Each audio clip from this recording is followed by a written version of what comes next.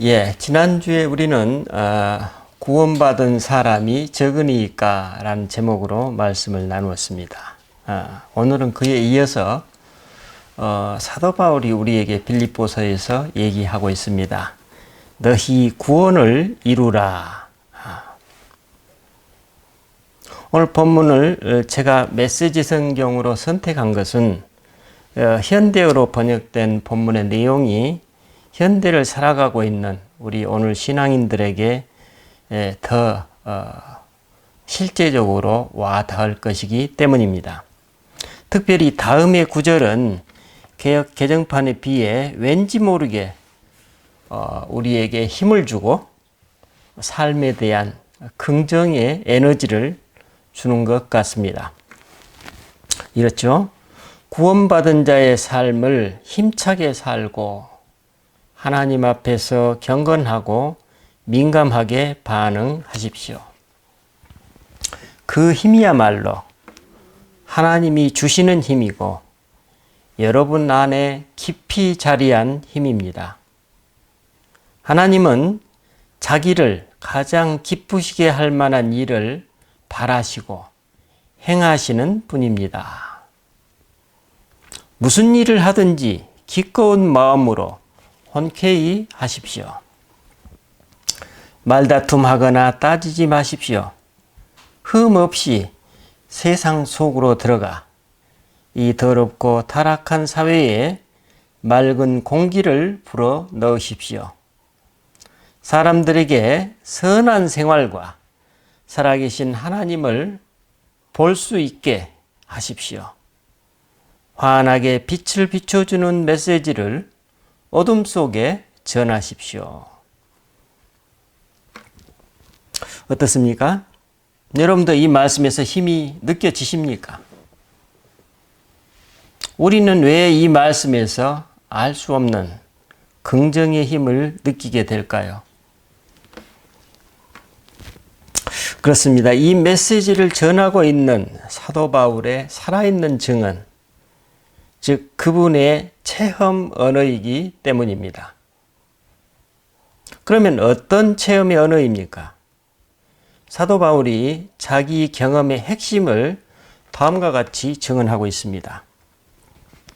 하나님은 자기를 가장 기쁘시게 할 만한 일을 바라시고 행하시는 분이라는 것입니다. 즉 구원은 처음부터 끝까지 하나님의 일이라는 것입니다. 그런데 이미 하나님께서 그리스도를 통해 이루어 놓으신 이 구원을 온전케 해야 하는 책임이 바로 오늘 빌립보 교인들 뿐만 아니라 사도 바울 자신 모두에게 있다는 것입니다. 지금 그 책임을 다하는 것을 사도 바울은 너희 구원을 이루라. 개역 개정판에는 이렇게 되어 있고 오늘 메시지 성경에는 구원받은 자의 삶을 힘차게 살라 라고 권면하고 있습니다. 어떤 권면의 내용인가요? 사도 바울은 가장 먼저 하나님 앞에서 경건하고 민감하게 반응하라고 말씀하고 있습니다. 바로 이것이 구원받은 자의 힘이라고 증언하고 있습니다. 그러므로 구원받은 자의 삶을 힘차게 산다는 것은 매사에 하나님 앞에서 경건하고 민감하게 반응하고 응답하는 모습으로 드러난다는 것입니다. 지난주에 말씀드렸던 복음서에 나오는 백부장처럼 마치 실제로 하나님 앞에서 살고 있듯이 그처럼 민감하게 하나님께 반응하는 삶을 살아가라는 것입니다.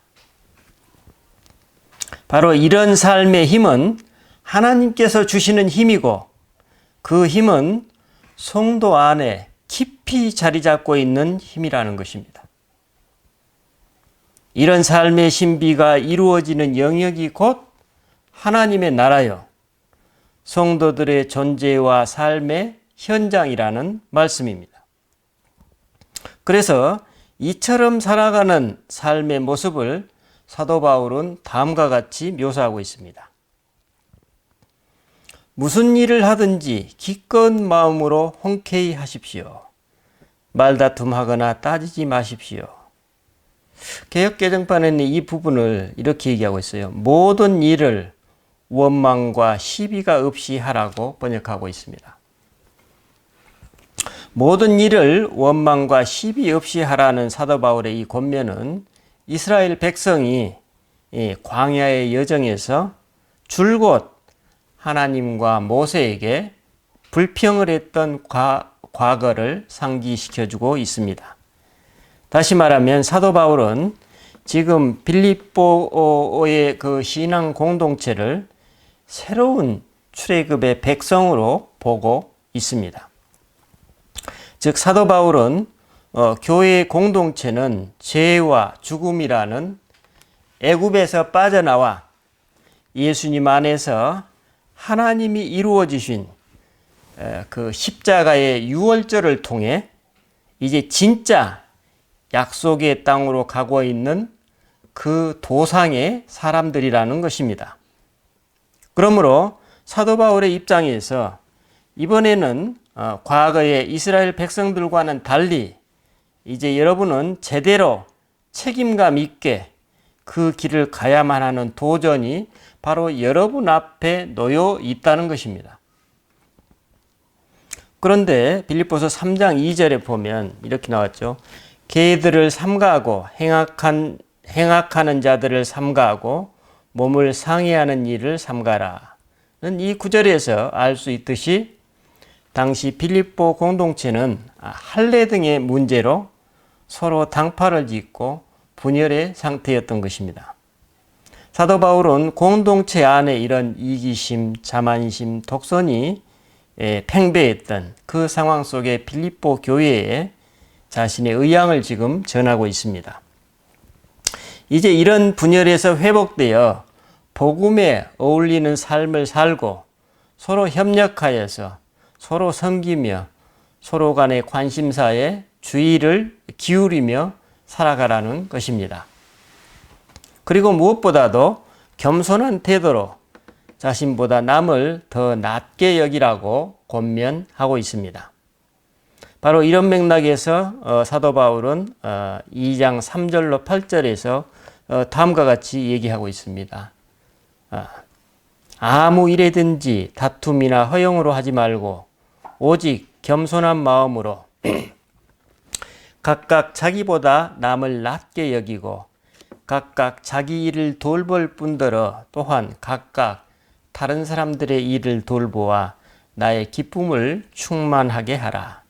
너희 안에 이 마음을 품으라. 곧 그리스도 예수의 마음이니 그는 근본 하나님의 본체시나 하나님과 동등됨을 취할 것으로 여기지 아니하시고 오히려 자기를 비워 종의 형체를 가지사 사람들과 같이 되셨고 사람의 모양으로 나타나사 자기를 낮추시고 죽기까지 복종하셨으니 곧 십자가에 죽으심이라. 바로 이런 맥락에서 사도 바울이 약속의 땅에 이르는 노정에 있는 이 빌립보 교인들에게 말합니다. 흠없이 세상 속으로 들어가 더럽고 타락한 사회에 맑은 공기를 불어 넣으십시오. 사람들에게 선한 생활과 살아계신 하나님을 볼 수 있게 하십시오. 환하게 비춰주는 메시지를 어둠 속에 전하십시오. 개역개정판은 이 부분을 이는 너희가 흠이 없고 순전하게 하여 어그러지고 거스르는 세대 가운데서 하나님의 흠없는 자녀로 세상에서 그들 가운데 빛들로 나타내라. 이렇게 번역하고 있습니다.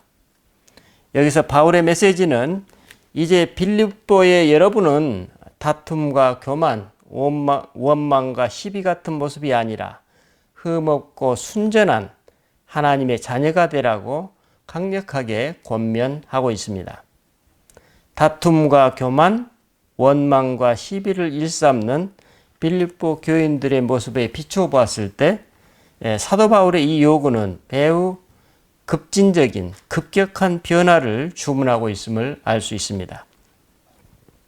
어떻게 이런 급격한 변화가 가능할까요? 그것은 인간의 의지나 노력이 아니라 혹은 권면이 아니라 하나님의 요구이기 때문입니다. 그런데 하나님의 요구는 이미 그 안에 하나님의 은총과 권능이 결합되어 있다는 것입니다. 여기서 우리는 흠없는 자녀라는 표현에서 이 자녀라는 말에 주의를 기울일 필요가 있습니다. 헬라어로 자녀라는 말은 나타라는 말에서 파생되어 나온 말로 가족적 동질성이나 부모의 본성을 나누어 가지는 개념을 강조하는 그런 의미가 있다고 합니다. 그런데 그 자녀라는 단어를 수식하는 형용사 흠 없는 이라는 말의 의미는 희생제물과 관련해 구약에서 자주 사용되었던 용어임을 우리가 잘 알고 있습니다. 즉 온전한 희생제물만이 하나님께 드릴 만한 가치가 있다는 것입니다.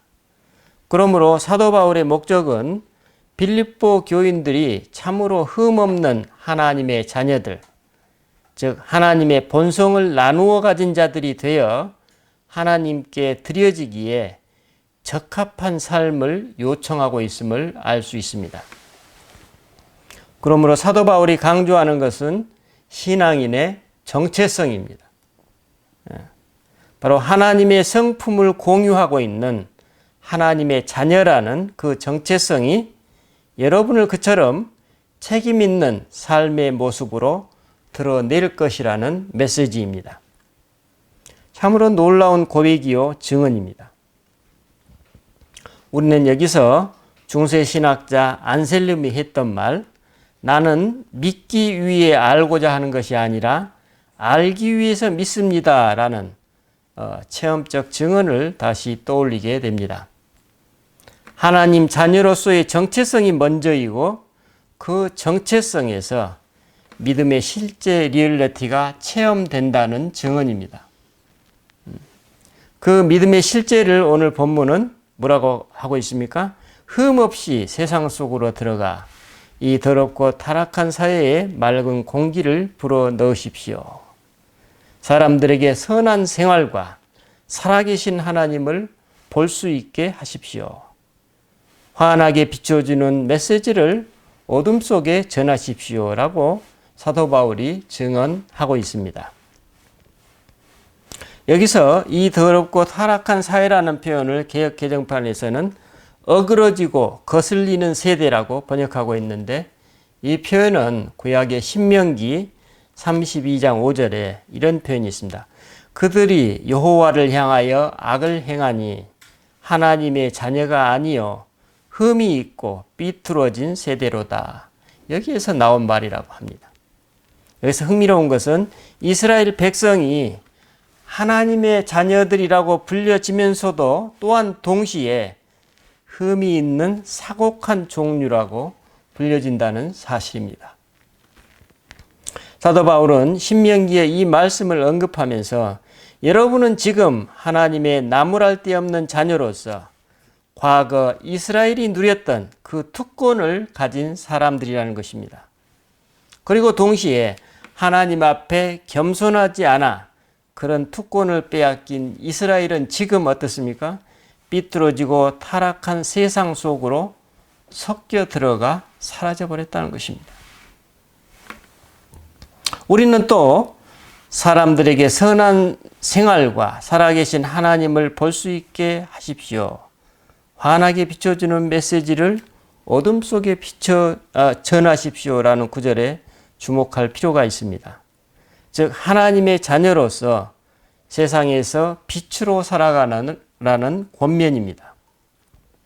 여기서 말하는 빛은 예전에 봉화죠. 봉화 또는 등불을 의미했는데 이는 고대 유대 사회에서 선민으로서의 그 이스라엘 민족 그 자체 혹은 율법 혹은 존경받는 랍비들을 지칭할 때 세상의 빛이라고 불렀다고 합니다.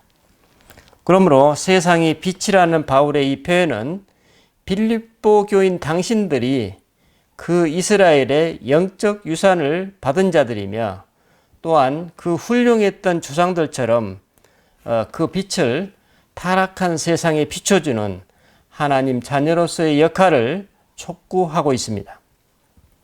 이는 마치 빛이 어둠을 쫓아내듯이 여러분들의 선한 삶으로 여러분 주변에 어두운 세상을 비추라는 권면으로 볼 수 있습니다. 그러니 여러분이야말로 지금 하나님의 현존과 그분이 이 세상에서 일하고 계심을 드러내는 하나님의 표지라는 것입니다. 여러분 자신들이 바로 하나님의 표지라는 말씀입니다. 그래서 여러분들이야말로 죽음에 치닫는 길로만 알고 있는 그 더럽고 타락한 세상에서 하나님이 주시는 새 생명을 알리는 표지들이 되어야 한다는 메시지입니다. 참으로 놀라운 증언이요 고백입니다. 왜 이렇게 말할 수 있을까요? 그것은 이 편지가 사도 바울이 지금 감옥이라는 깊은 어둠 속에서 세상 속에 있는 빌립보 교인들에게 전하고 있는 하나님 자녀로서의 자기 증언이기 때문입니다. 사도 바울 그는 참으로 자신이 그리스도의 사람임을 빌립보 교인들에게 지금 자기 존재와 삶으로 증언하고 있습니다. 그래서 그는 실로 구원받은 자의 삶을 힘차게 살고 있고 하나님 앞에서 경건하고 민감히 반응하면서 살아가고 있음을 빌립보 교인들에게 지금 보여주고 있습니다. 그는 지금 자기 자신을 빌립보 교인들에게 하나님 자녀의 표지로서 나타내고 있습니다. 바로 이 모습이야말로 하나님께서 그에게 주시는 힘이고 사도 바울 안에 자리 잡고 있는 힘이라는 것을 알 수 있습니다. 사도 바울은 바로 이 힘으로 그 자신이 복음의 빛으로서 세상의 어둠 속에 있는 빌립보 성도들을 환하게 비춰주고 있습니다.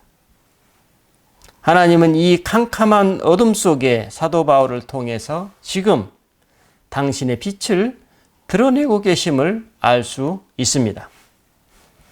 우리는 여기서 진정 복음화된 한 인간을 보게 됩니다. 우리는 여기서 구원받은 자의 삶을 힘있게 살아가고 있는 한 사람의 증언이 갖고 있는 파워를 실감하게 됩니다. 이처럼 복음화된 한 인간이 다음과 같이 말하고 있습니다. 내가 지금 여기서 처형당한다 해도 내가 여러분이 그리스도의 제단에 믿음으로 바치는 일부, 개역 개정판에는 전제 혹은 관제라고 번역하고 있습니다. 재물의 일부가 되고 내가 관제가 되고 여러분 기쁨의 일부가 된다면 나는 그것으로 기뻐할 것입니다. 그러니 여러분도 나의 기쁨의 일부가 되어 나와 함께 기뻐해야 합니다. 무슨 일을 하든지 내게 미안한 마음을 품지 마십시오. 참으로 흠없고 깊은 사랑, 빌립보 교인들을 향한 사도 바울의 너무나도 관대한 사랑을 잘 보여주고 있습니다. 사도 바울은 이 메시지를 통해 빌립보 교인 당신들도 이처럼 성숙해져야 되고 구원받은 자로서의 책임 있는 삶을 살아야 한다고 지금 간접적으로 증언하고 있음을 알 수 있습니다. 사도 바울은 이 메시지를 전하면서 빌립보 교인들이 이렇게 살아야 하는 이유를 자신의 사적인 입장에서 피력하고 있습니다. 개역개정의 2장 16절에 보면 생명의 말씀을 밝혀 나의 다름질이 헛되지 아니하고 수고도 헛되지 아니하므로 그리스도의 날에 내가 자랑할 것이 있게 하려 함이라. 우리는 여기서 두 가지 표현에 주목하게 됩니다. 나의 다름질이 헛되지 아니하고 그다음에 수고도 헛되지 아니함이라는 표현입니다. 먼저 나의 다름질이 헛되지 아니함이라는 표현은 사도 바울이 우리가 알고 있듯이 즐겨 사용하는 표현이죠. 운동 경기에서 빌려온 표현입니다. 그는 이 비유에서 자기 자신을 철저하게 훈련하고 열심히 달리며 규칙에 따라 경기하는 운동선수로 묘사하고 있습니다. 이처럼 애쓰는 이유는 바울 자신이 경기를 중도에 포기하지 않으려는 운동선수와 같음을 드러내고 있습니다. 또 이어지는 수고도 헛되지 아니함이라는 표현은 바울 자신이 천막을 짰던 경험에서 나온 것임을 알 수 있습니다. 바울 당시 큰 천막을 짜서 그 대금을 지불받지 못하게 되는 경우가 종종 있었는데 그때 장막업자가 느끼는 그 실망감에서 나오는 가슴 아픈 표현이라고 합니다. 당시에 천막을 주문했던 사람의 마음에 들지 않고 물건에 약간의 하자가 있다면 그 대금 지불을 거부했다고 합니다. 그것을 지금 사도 바울이 수고도 헛되지 아니함이라는 표현으로 묘사하고 있습니다. 그래서 이 두 가지 비유에서 볼 수 있는 사도 바울의 메시지는 현재 그가 사도로서 가고 있는 자기 사역의 길이 명예나 위엄 또는 영광과는 거리가 멀다는 것입니다. 그 길은 오히려 끊임없는 애씀과 연단의 연속이라는 것입니다. 그래서 그는 이 지난한 과정을 거치면서 마침내 경기가 종료된 후에 받을 상을 기다리는데 만족하고 있다는 의미입니다. 이와 같은 이유로 여러분은 나의 이 수고나 고통이 헛되지 않도록 빛이 되는 삶을 살라는 것입니다. 즉, 내가 다름질을 마쳤을 때 세상의 어둠을 밝게 비춰주는 여러분과 여러분의 삶이 내게 상급이 되기를 바란다는 바울의 메시지입니다. 그리고 무엇보다도 사도 바울 자신이 전한 복음이야말로 생명의 말씀이라고 단언하고 있습니다. 바울 자신은 이 생명의 말씀을 빌립보 여러분을 위해 최선의 노력을 다해 증언해 왔다고 지금 말하고 있습니다. 바울은 그러니 빌립보의 여러분은 그 복음을 굳게 붙잡으라고 권면하면서 그렇지 않으면 자신의 모든 노력이 허사가 될지도 모르니 나의 노력이 허사가 되지 않게 하기 위해서라도 이 복음을 굳게 붙잡으십시오라고 권면하고 있습니다. 그러므로 여러분이 비록 복음 때문에 지속적으로 고통을 당할지라도 그것은 마치 바울 자신이 지금 복음을 위해 자신과 자신의 삶을 관제, 즉 제사 때 드려지는 술이죠. 그 관제로 드리는 것과 같기 때문에 자신은 기뻐할 것이라고 말하고 있습니다. 즉 빌립보 교인들의 희생 제사로서의 삶 위에 전제로서 혹은 관제로서 고통이 부어질 때 그것은 어때요? 그 고통은 그 제사를 온전케 해주기 때문에 여러분과 나는 기뻐해야 한다는 메시지입니다. 참으로 역설적인 메시지입니다. 그래서 사도 바울 자신과 빌립보 성도들은 자신들의 희생에도 불구하고 또 그 희생이 어떠한 고통을 가져다 줄지라도 함께 기뻐할 수 있다는 것입니다. 오히려 바로 그런 이유 때문에 더욱 기뻐할 수 있다는 것입니다. 어떻습니까? 우리는 오늘 말씀에서 사도 바울 자신의 구원받은 자의 삶을 살펴보았습니다. 우리는 여기서 사도 바울과 그의 삶을 통해 생명의 말씀이 어떻게 빌립보 공동체와 세상을 비추고 있는지 깨닫게 됩니다. 그의 다름질과 수고가 전혀 그를 우울하게 만들지 못합니다. 그의 다름질과 수고의 가치를 잘 알아차리지 못하고 있는 빌립보 교인들 때문에 사도 바울 그는 전혀 실망하거나 낙담하거나 포기하지 않고 있습니다. 오히려 이러한 사도 바울 자신과 자신의 삶이 빌립보 공동체에 그리스도의 빛으로 밝고 따뜻한 빛으로 역사하고 있음을 발견합니다. 우리는 사도 바울의 이런 삶이 곧 구원받은 자의 삶이라는 것을 깨닫게 됩니다. 여러분, 오늘 나의 삶은 어떻습니까? 오늘 나도 그리스도의 빛 속에 살아가고 있습니까? 내 존재와 삶에서 어떻게 그리스도의 빛이 또한 드러나고 있습니까? 잘 살펴볼 수 있는 기회가 되시기를 바랍니다. 기도하십시다. 주님, 우리는 오늘 말할 수 없이 깊은 삶의 어둠 속에서도 밝고 환한 빛으로 살아가고 있는 사도 바울을 발견합니다. 비록 빌립보 교인들이 자신이 전한 그 생명의 말씀을 잘 살아내지 못하고 있다고 할지라도 그는 그들을 책망하기보다는 자신의 삶 자체를 그들에게 빛으로 드러내는 사도 바울의 보다 더 깊은 사랑을 발견합니다. 주님, 이것이 바로 구원의 삶을 힘있게 살아가는 모습이라고 오늘 우리에게 가르쳐 주셨습니다. 이것이 바로 오늘 우리 구원을 이루어가는 표징이라고 오늘 일깨워 주셨습니다. 우리가 그런 복을 누리는 복된 성도들이 되게 하옵소서. 감사드리고 우리 주 예수 그리스도 이름으로 기도드립니다. 아멘.